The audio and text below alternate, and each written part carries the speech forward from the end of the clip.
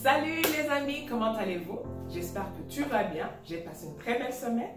Toi aussi, j'espère que tu as passé une très belle semaine. Avant de tout commencer, on va commencer par une prière. C'est bien que toujours, avant de tout faire, il faut demander l'aide à Dieu. Il faut demander à Dieu d'être avec toi dans tout ce que tu veux faire. Quand tu te réveilles le matin, quand tu vas à l'école, partout. Il faut qu'on s'exerce à demander à Dieu de l'aide. Ok? Tu es capable? Élève la voix. Je vais élever la voix. On va prier ensemble. Seigneur Jésus, je te remercie pour cette journée. Je te remercie que tu nous as protégés toute cette semaine. Merci, Papa, de nous avoir protégés. Seigneur, viens nous aider à comprendre ta parole. Aide-nous, Seigneur, à mieux la garder dans nos cœurs, afin qu'on puisse devenir tes vrais enfants. On chasse tout esprit de distraction. Seigneur, donne-nous ta concentration et ta sagesse. C'est au nom puissant de Jésus que je prie. Amen. Amen. Je vous souhaite un bon dimanche et bienvenue encore dans l'école du dimanche. Avant de donner la leçon d'aujourd'hui, j'aimerais qu'on se rappelle les leçons précédentes. On a commencé une belle histoire. Qui se rappelle de qui on est en train de parler? Excellent, c'est Joseph. On a commencé l'histoire de Joseph qui est en Genèse. On a vu comment Joseph est né, quels étaient ses frères, comment ses frères ont eu la jalousie pour lui, comment Joseph leur a pardonné. On a vu comment ses frères l'ont vendu pour l'Égypte. On a vu comment Dieu était toujours avec Joseph, comment il a prospéré, comment il a eu le travail chez Potiphar. Dimanche passé, vous avez étudié comment Joseph vivait chez Potiphar, comment la faveur de Dieu était sur Joseph et tout ce qu'il touchait prospérait dans ses mains. Mais quelque chose est arrivé chez Potiphar. La femme de Potiphar a voulu coucher avec Joseph, mais Joseph savait que c'était un péché. Et Joseph craignait Dieu plus que toute autre chose. Et il obéissait aussi à son maître. Il a refusé, il a fui loin de cette femme. Mais la femme est restée avec l'habit de Joseph. Et la femme a dit à son mari à Potiphar que Joseph a voulu le violer. Il a menti à son mari parce que Joseph a voulu le violer. Et Potiphar était vraiment furieux. Et Joseph s'est retrouvé en prison. Et aujourd'hui, on va voir qu'est-ce que Dieu a fait pour Joseph quand il était en prison. Parce que Joseph n'a pas couché avec cette femme, parce qu'il n'a pas voulu commettre ce péché, parce qu'il craignait Dieu, il obéissait à Dieu. Alors, qu'est-ce qui s'est passé par après? C'est ce qu'on va voir aujourd'hui. Sois attentif, prends ta Bible et ton carnet et écoute.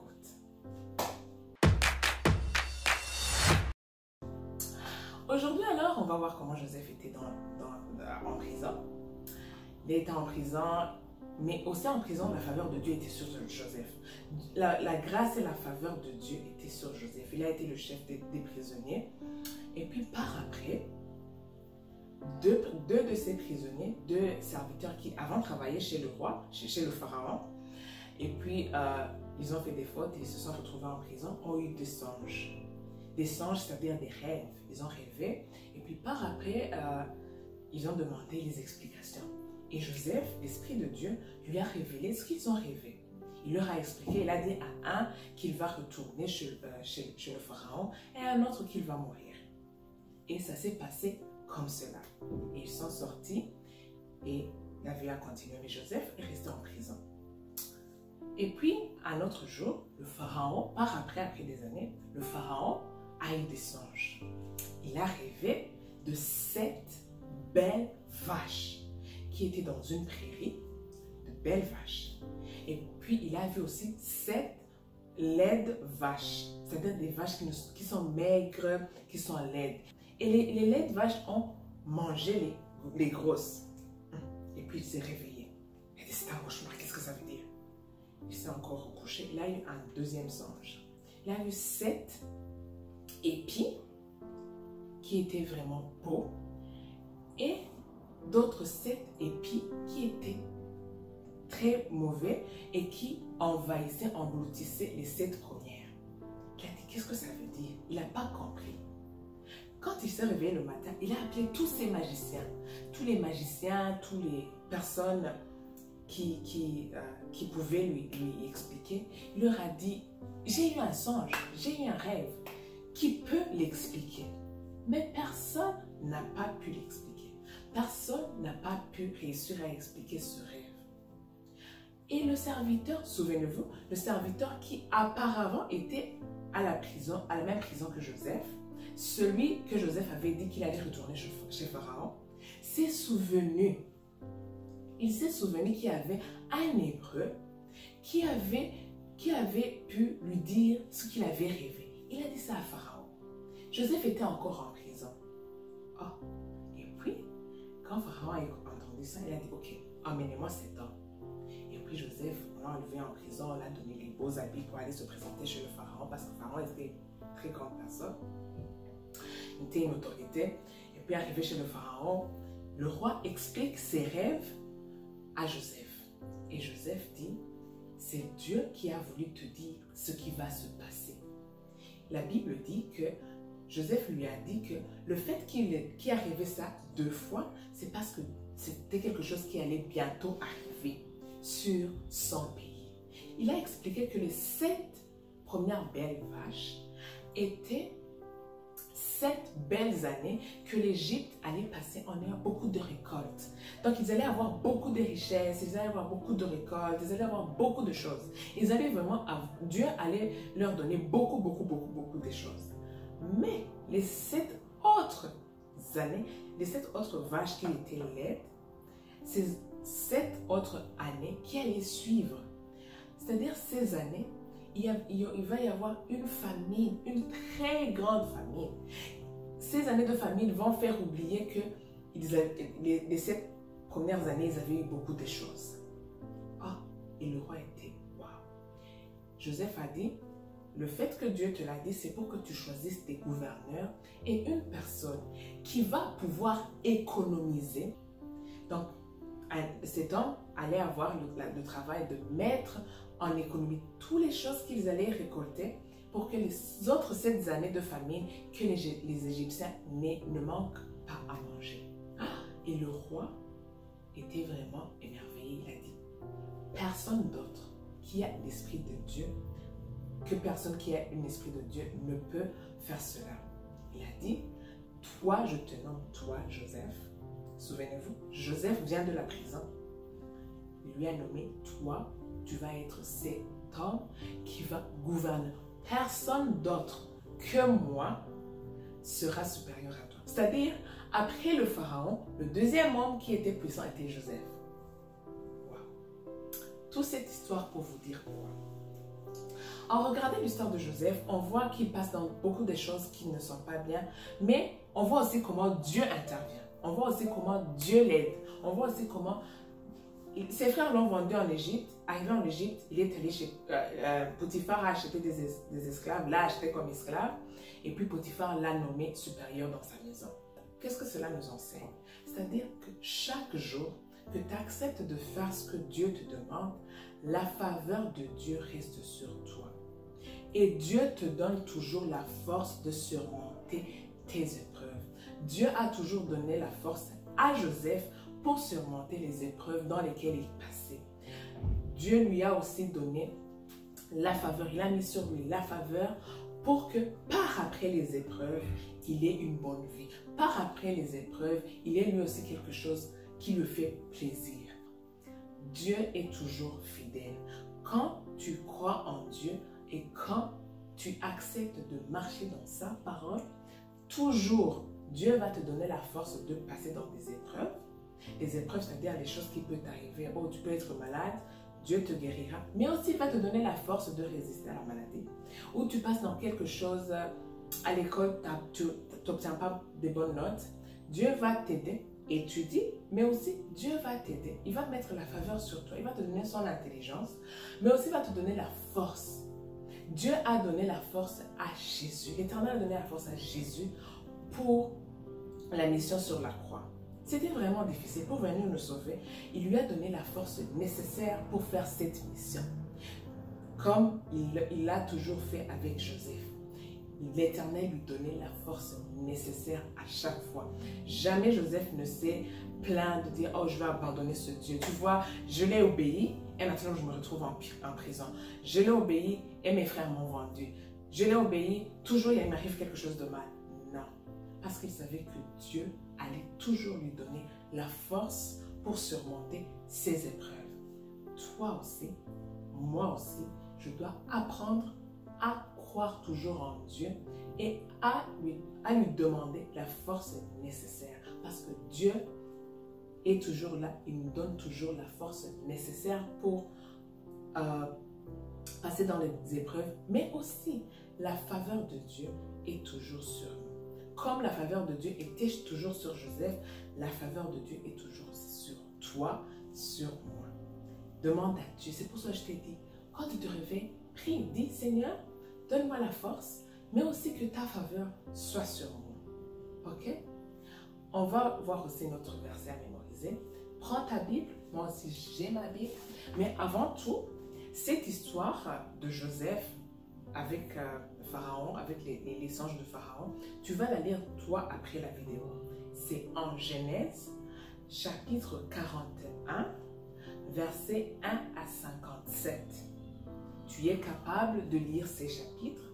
C'est en Genèse, chapitre 41, versets 1 à 57.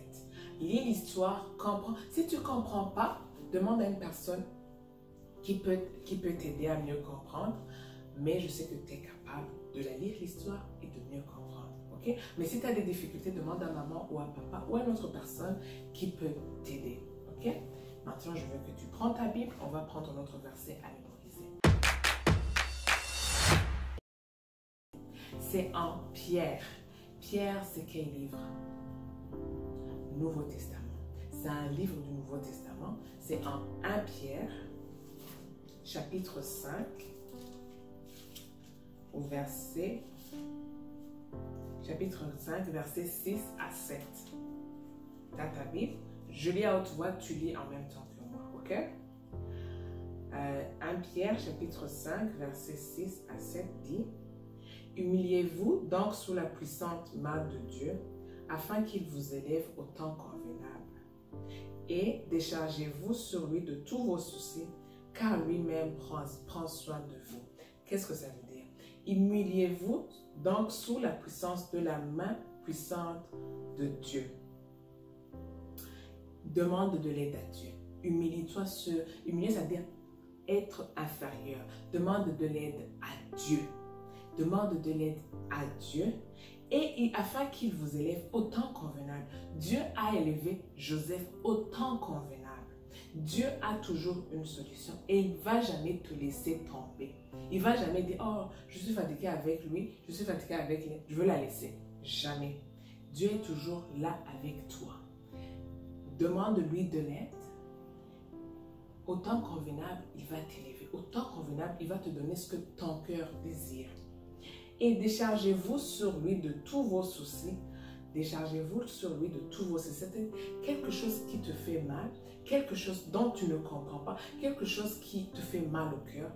Dis-le à Jésus. Dis-le à l'Éternel. Il t'aime et il prend soin de toi. Ok? Car lui-même prend soin de vous. Il prend soin de toi, il t'aime, il sera très heureux et très content de t'aider. Demande de l'aide à Dieu. Il peut tout, rien n'est impossible à lui. Et il t'aime plus que tout au monde. Ok? N'oublie jamais ça. Même si Satan vient te dire des choses: oh, t'es pas aimé, oh, regarde ceci t'arrive, oh, regarde ça aussi, oh, regarde cela, oh, regarde ça. Même s'il peut te montrer beaucoup de choses, rappelle-toi d'une chose. Dieu t'aime et tu as toujours une personne à qui parler.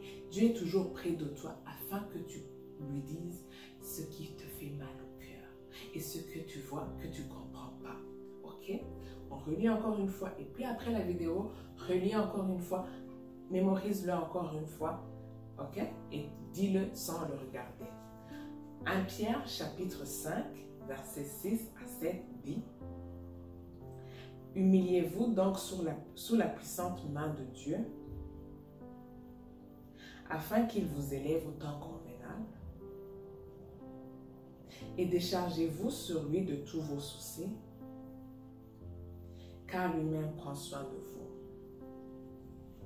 Dieu prend soin de toi, il t'aime, il t'aime, il t'aime. Il est mort pour toi, il prend soin de toi. Chaque fois que tu as quelque chose qui te fait mal, dis-lui, il est toujours près de toi. Et il va te donner la force et aussi va t'aider à enlever cette chose et à passer dans cette chose et sortir vainqueur. Ok? La faveur de Dieu est sur ta vie, la grâce de Dieu est sur ta vie. Comme la faveur de Dieu était sur Joseph, elle est aussi sur ta vie. Car souviens-toi, Dieu est tout, comme il était hier, il est aujourd'hui et il sera jamais. Il ne change pas. Ce qu'il a fait à Joseph, il peut le faire toi aussi. La faveur qui était sur Joseph peut être sur toi aussi et elle est sur toi aussi. Ok? N'accepte pas que Satan te mente. N'accepte pas qu'il te dise des choses contraires à la parole de Dieu. La parole de Dieu dit, tu es aimé, la grâce et la faveur de Dieu est sur toi. C'est pour cela que toute chose contraire à cela, n'accepte pas. Ok? On va prier. Pour terminer, demandez à Dieu que cette parole qu'on a entendue, que sa grâce, sa faveur soit toujours sur nous. Et que cette parole qu'on a entendue, qu'on puisse la garder dans nos cœurs. Prie à haute voix, on va prier ensemble. Seigneur Jésus, merci Papa pour ta parole. Merci pour ta faveur envers nous et envers nos familles et nos parents. Nous te remercions que tu es toujours avec nous. Nous te remercions que tu nous entends toujours. Seigneur, nous te montrons cette semaine. Sois avec nous durant toute la semaine. Protège-nous, Seigneur. Donne-nous ta sagesse et ta faveur, Papa. Aide-nous dans tout ce que l'on va faire. Garde nos familles, garde nos parents. Donne la provision à nos parents. Seigneur, protège-nous de toutes choses. C'est au nom puissant de Jésus qu'on prie. Amen. Amen. Ça a été un plaisir d'être avec vous. Bon dimanche, bonne semaine. Stay safe et see ya.